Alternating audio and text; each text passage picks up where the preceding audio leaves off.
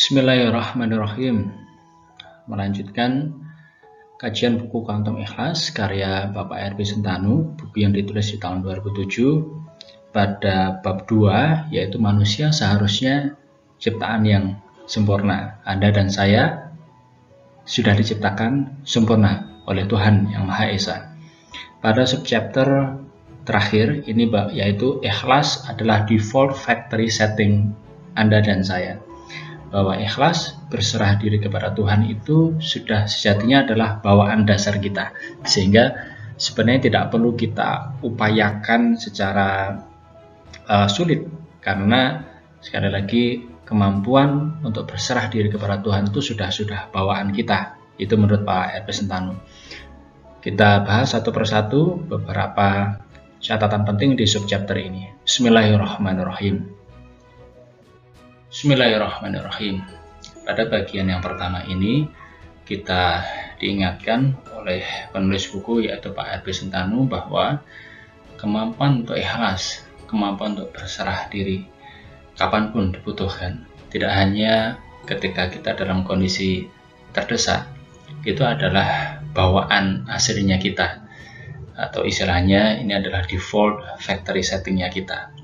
Nah, kita sebagai manusia, Anda dan saya sudah dilahirkan dengan default factory setting atau bawaan yang sangat luar biasa. Kita dibekali otak yang begitu hebat. Ada 1 triliun sel otak, terdiri dari 100 miliar sel saraf aktif dan 900 miliar sel saraf pendukung. Kita punya kecerdasan yang tak terbatas ya untuk ukuran kita sebagai manusia dibandingkan dengan makhluk-makhluk Tuhan lainnya. Kita dilahirkan dengan fitrah yang murni, yang ilahi, karena kita mendapatkan tiupan ruhnya. Badan kita dari tanah, tetapi tanah yang kemudian ditiupkan ruhnya, itulah menjadi kita manusia. Di dalam Quran surah Yunus ayat 36, Tuhan berfirman bahwa prasangka-prasangka itu tidak berguna sedikit pun untuk kita dalam mencapai kebenaran, mencapai suatu keyakinan. Karena itu saat kita belajar kaitannya dengan ini, saya memahami bahwa kita memang perlu punya pemahaman yang mendalam, kita perlu punya pemahaman yang utuh, sehingga saat kita memilih untuk mempraktekkan berserah diri kepada Tuhan dalam setiap kebutuhan kita, dalam keseharian kita, dalam seluruh aktivitas kita, dalam kita menjalani dinamika kehidupan, itu merupakan suatu pilihan yang mantap karena berdasar pada ilmu, tidak sekedar persangkaan, dugaan-dugaan belaka. Sebelumnya kita sudah bahas bahwa tubuh kita, otak kita, pikiran kita oleh Pak R.P. Sentanu disebut atau dianalogikan sebagai komputer hayati atau komputer hidup. Maka sebagaimana komputer mesin yang ada virus yang sangat mengganggu kinerja komputer mesin, kita sebagai komputer hayati juga ada virus mental yang sangat perlu kita waspadai.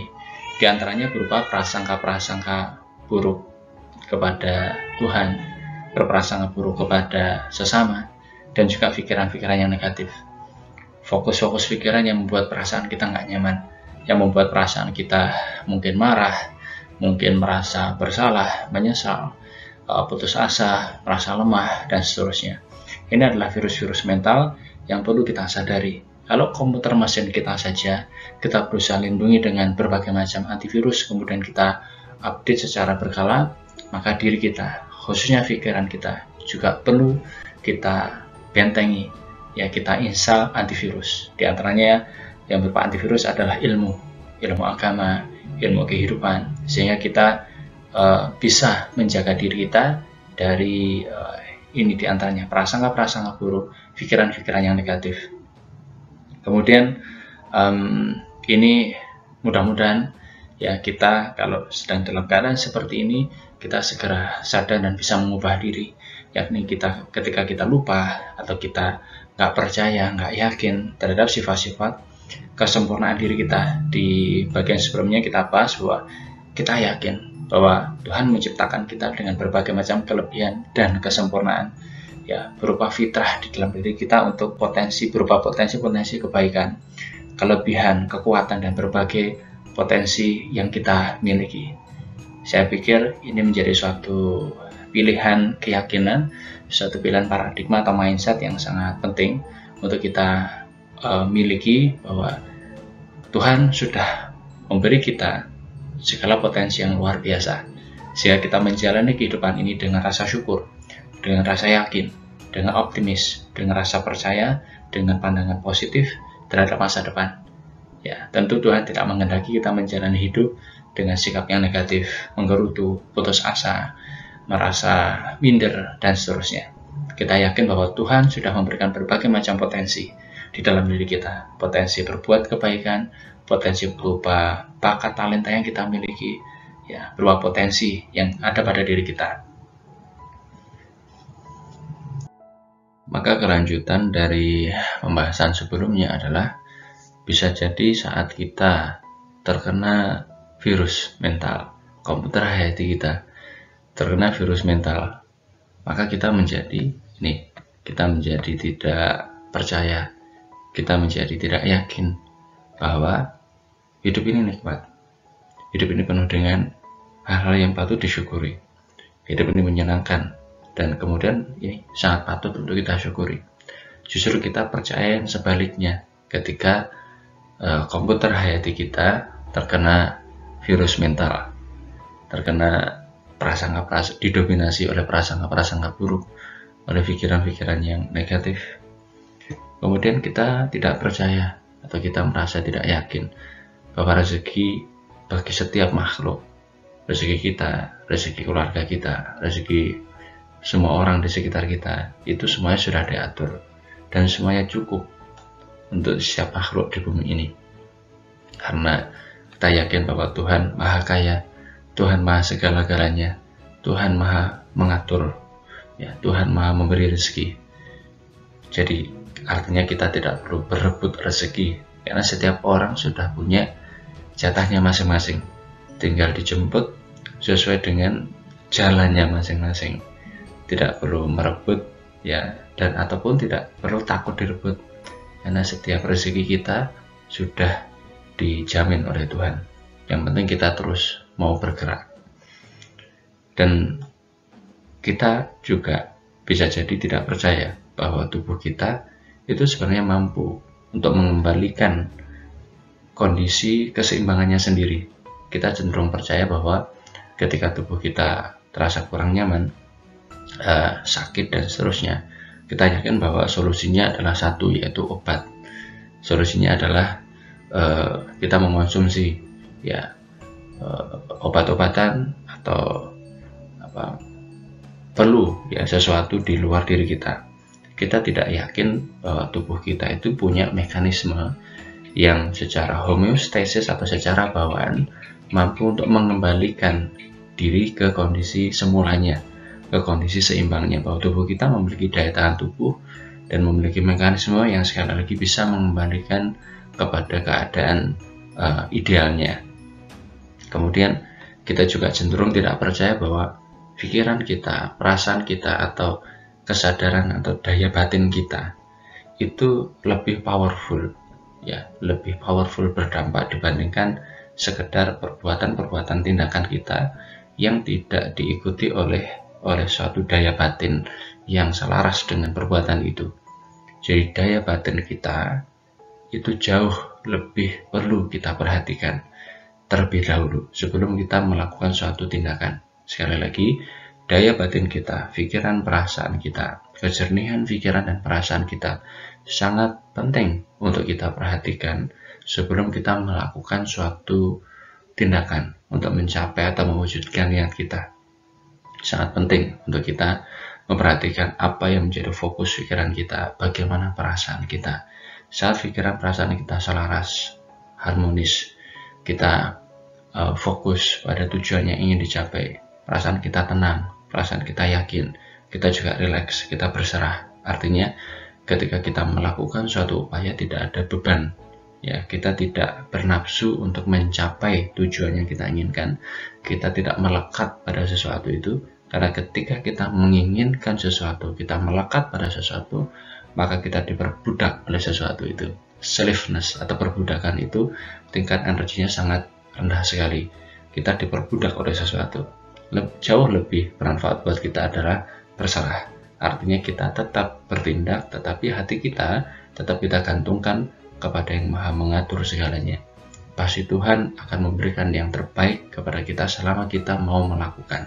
Kita menjaga pikiran perasaan kita tetap nyaman, tetap baik, atau tetap enak lah, pikiran perasaan kita tetap enak, tetap nyaman, dan kita tetap melakukan tindakan.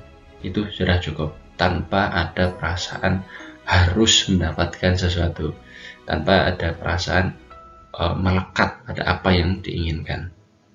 Nah, ini kalau kita sudah berhasil membersihkan diri kita dari virus-virus komputer hati, virus mental, maka sebaliknya kita akan lebih percaya bahwa daya batin kita itu punya dampak yang sangat besar untuk mewujudkan niat keinginan kita.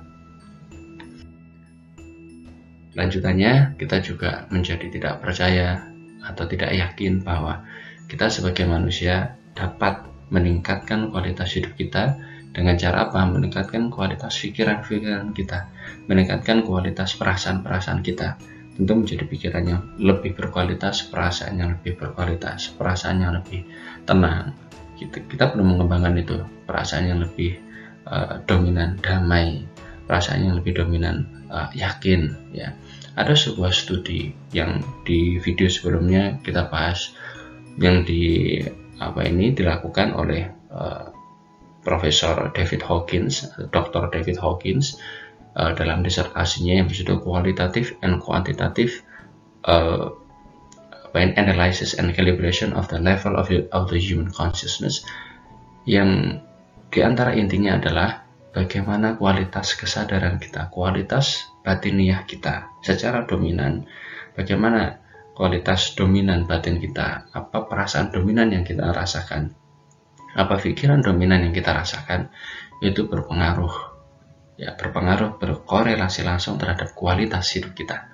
Karena itu ketika kita berusaha untuk meningkatkan kualitas pikiran kita menjadi lebih positif, ya, artinya lebih positif itu bukan pikiran yang membuat perasaan kita nggak nyaman. Pikiran yang positif itu artinya pikiran-pikiran yang sehat, pikiran yang membuat kita terus bergerak, ya. Kemudian perasaan kita juga didominasi oleh perasaan tenang, perasaan yakin, perasaan mantap, perasaan damai, perasaan bahagia, maka itu sangat berdampak pada kualitas kehidupan kita. Ini empiris, dan di dalam kitab suci juga kita memperhatikan bahwa Allah akan mengubah keadaan kita, tapi tentunya terserah Allah, tapi Allah menginformasikan bahwa Allah akan mengubah keadaan kita ketika kita mau mengubah keadaan yang ada pada diri kita sendiri, yaitu pikiran kita, perasaan kita, tindakan-tindakan kita.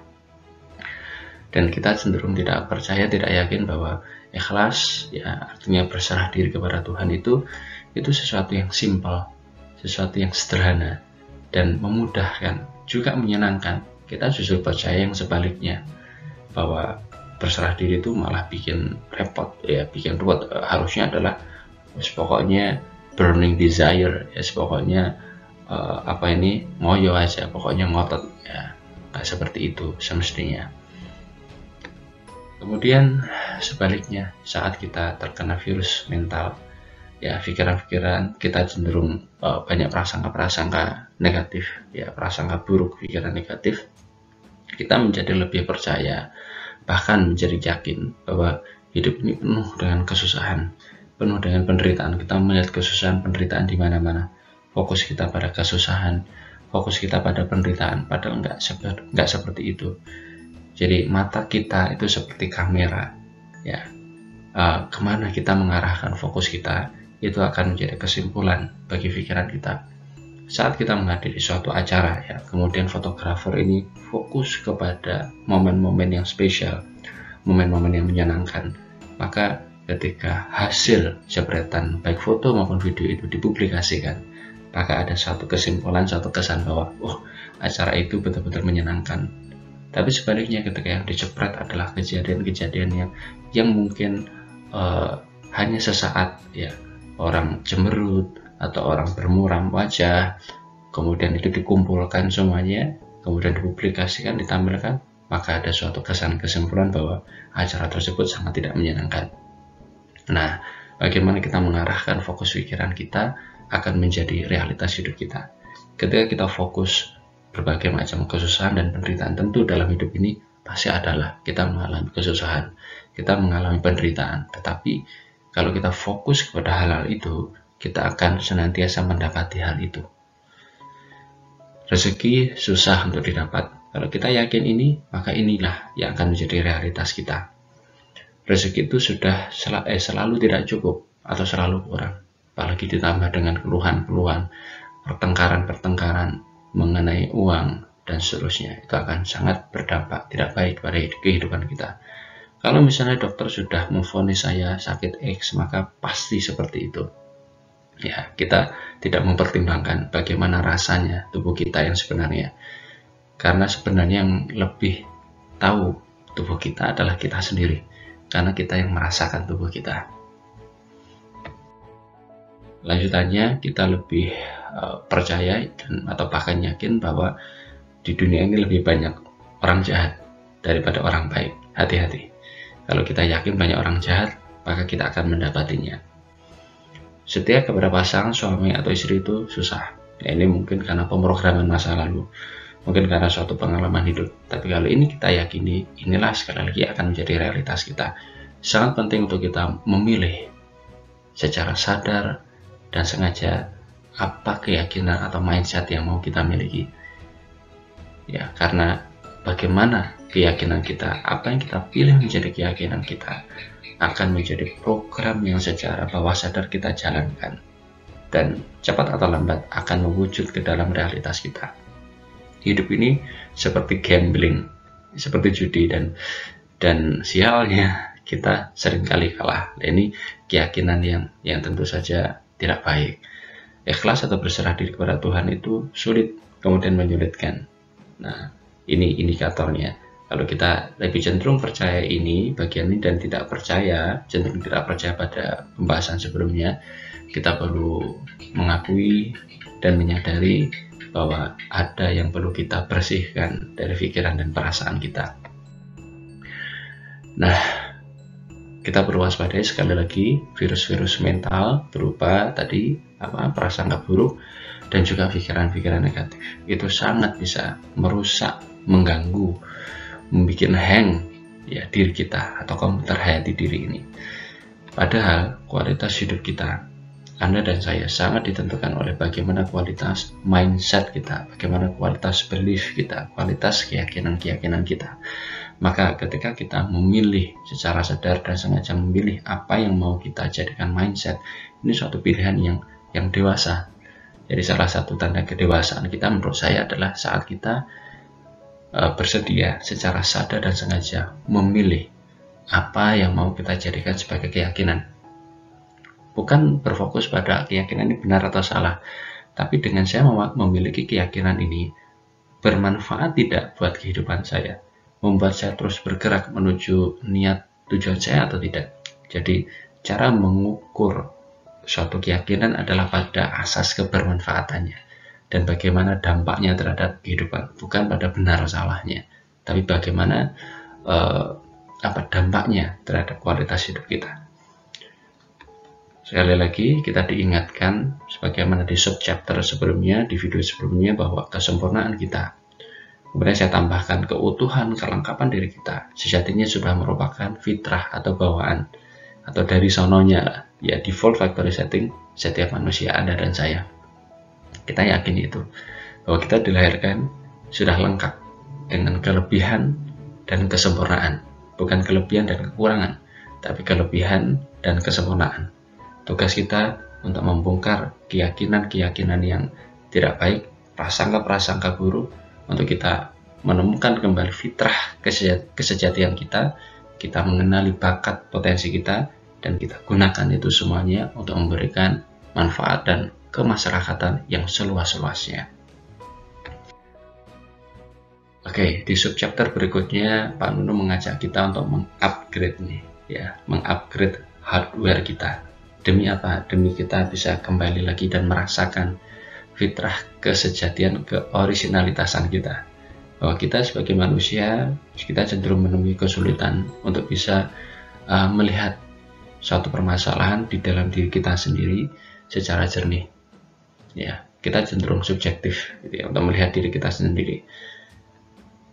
Karena memang kita subjek, ya kita bukan objek benda.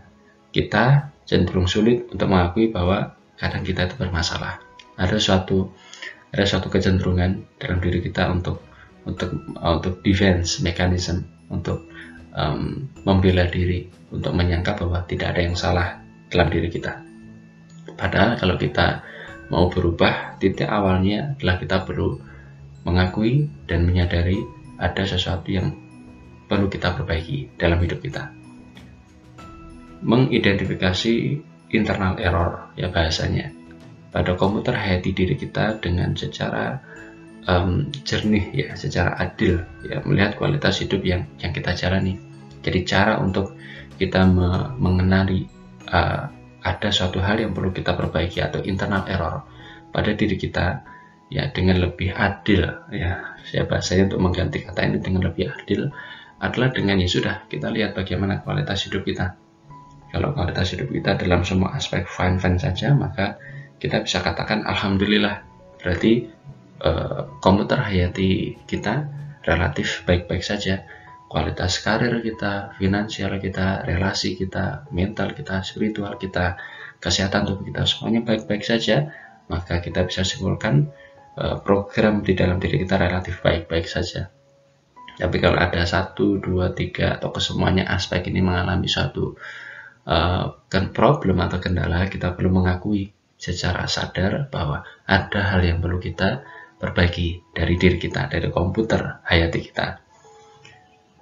Perjuangan atau berjuang melawan perbaiki dan terus meningkatkan kualitas diri kita. Kita terus berjuang, kita terus melakukan apa-apa yang bisa kita lakukan untuk memperbaiki diri kita. Memperbaiki itu artinya bukan dari rusak menjadi bisa, bukan, tetapi untuk terus menjadi baik, menjadi baik, menjadi baik, dan terus meningkatkan kualitas diri kita. Saya pikir ini adalah suatu suatu misi kita dalam hidup.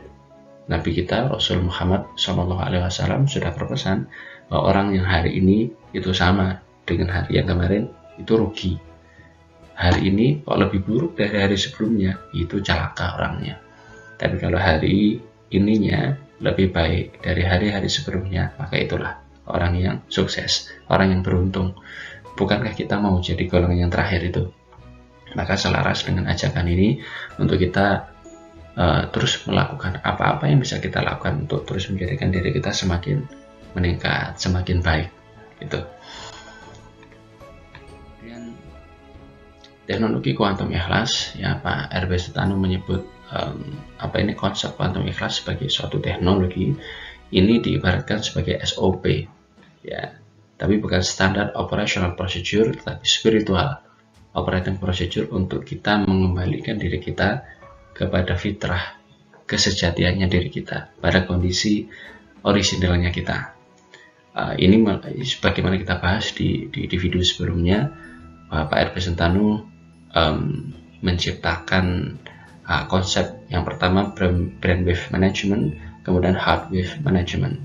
Bagaimana ada serangkaian cara untuk mengupgrade otak, mengupgrade pikiran, kemudian bagaimana mengupgrade hati atau mengupgrade jantung dan juga perasaan. Ya, ini konsep, ya. Yang jelas yang terpenting buat kita adalah bagaimana hal ini bisa secara mudah dan aplikatif kita praktekkan dalam kehidupan sehari-hari dan benar-benar kita rasakan manfaatnya. Kemudian ajakan untuk kita mengikis dan juga melenyapkan perasaan-perasaan berikut ini, perasaan-perasaan cemas yang nggak perlu, yang nggak pada tempatnya, perasaan takut yang juga nggak manfaat. Ya, tentu perasaan takut ada yang bermanfaat, ya, untuk menjaga keselamatan diri kita, tapi perasaan-perasaan takut yang tidak bermanfaat, ya, takut mencoba hal yang baru padahal itu penting dan lain sebagainya, itu kan tidak bermanfaat. Perasaan dan sikap iri terhadap hal-hal baik yang diterima orang lain, sikap merasa diri lebih baik daripada orang lain, ya, terus mengikuti hawa nafsu, Kalau Yai Maimun Zubair menyebutkan bahwa terus mengikuti hawa nafsu ini adalah salah satu dari 3 hal yang merusak kehidupan. 1, terus mengikuti hawa nafsu. Yang kedua adalah orang yang nganggur, ya ndak ngapa-ngapain. Yang 3, orang nggak duwe karep, maksudnya orang yang tidak punya cita-cita, ndak punya harapan, ndak punya keinginan, ndak punya niat, ndak punya impian. Nah, saya memahami seperti itu. Baik, ini slide yang terakhir. Kita perlu mengupgrade diri kita terus-menerus, memperbaiki, meningkatkan kualitas diri kita. Demi mencapai fitrah adalah kita meningkatkan kualitas, supaya kita bisa meningkatkan terus kualitas diri kita, kesehatan fisik kita, kesehatan mental kita, kesehatan emosi kita, kesehatan kualitas spiritual kita. Kita juga dengan mengupgrade diri kita, kita meningkatkan performa kinerja kita dalam karir, kemudian meraih apa yang kita niatkan dalam karir kita, kemudian rasa percaya diri kita, kita punya rasa percaya diri yang sehat, kemudian kita punya daya kreativitas, ya, kemudian intuisi kita terlatih, terasah, kemudian kita mendapatkan kecukupan, kemakmuran, kita bertemu dengan pasangan terbaik buat kita mencapai ketenangan pikiran, kita mendapatkan perasaan damai, perasaan bahagia, dan perasaan dekat dengan Tuhan. Ini adalah kondisi-kondisi saat kita kembali kepada fitrah kita menanggalkan pikiran-pikiran yang tidak baik, prasangka-prasangka buruk, maka insya Allah inilah yang kita bisa dapatkan. Performa kita prima, kita mencapai tujuan kita di karir, kita menjadi pribadi yang punya konsep diri yang positif, kita kreatif, kita intuitif, ya, kita mendapatkan kecukupan, kita bisa bertemu dengan jodoh yang terbaik kita, kemudian atau menciptakan keluarga yang betul-betul harmonis, kemudian pikiran kita tenang, perasaan kita nyaman dan tenang, damai, bahagia, dan kita senantiasa merasa dekat dengan Tuhan. Kembali kepada fitrah, kemuliaan, kesejatian diri kita, kesempurnaan diri kita, demi meraih kebahagiaan dan juga ini yang terpenting, keselamatan di dunia ini, dan kelak ketika dunia ini hancur dengan segala macam isinya, kelak di padang mahsyar, di hari pembalasan, di hari perhitungan, kita betul-betul Tuhan selamatkan, ya, secara lahir batin, ya, bahagia dunia akhirat, lahir dan batin, karena kita memilih selama hidup di dunia, kita jalani kehidupan kita dengan senantiasa berlindung dan berserah diri kepadanya. Wallahu a'lam bishawab.